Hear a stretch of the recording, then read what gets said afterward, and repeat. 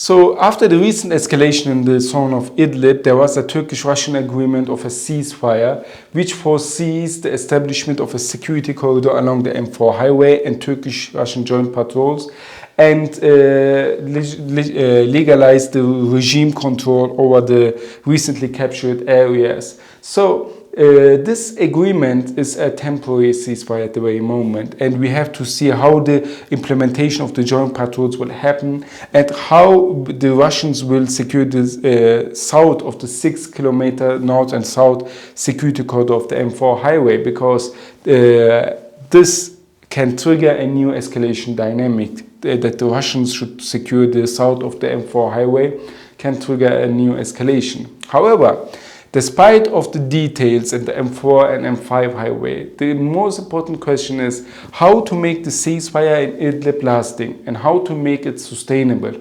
Because we know that the Russians and the Assad regime have violated many ceasefires previously, and they are going to launch a military operation to this area maybe very soon. So how can it be done? First of all, the major change is the presence of the Turkish armed force inside Idlib and the show of force by the Turkish armed force. So in order to prevent a new spiral of violence, a new step-by-step ceasefire violation by the Assad regime, which ultimately results in a ground assault, the Turkish armed force needs to retaliate to any kind of attack from the Assad regime into these areas.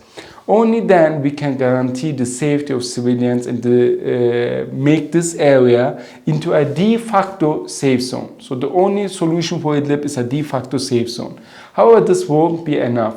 There needs to be a second attempt as well, and this is to clean these areas from extremists, which are the pretext for Russians to attack the zone of Idlib. And only by going after Hurashidin and Hayat Tahrir Sham, this area can be secured also politically. And lastly, the international community needs to support Turkey, because supporting Turkey means securing civilians.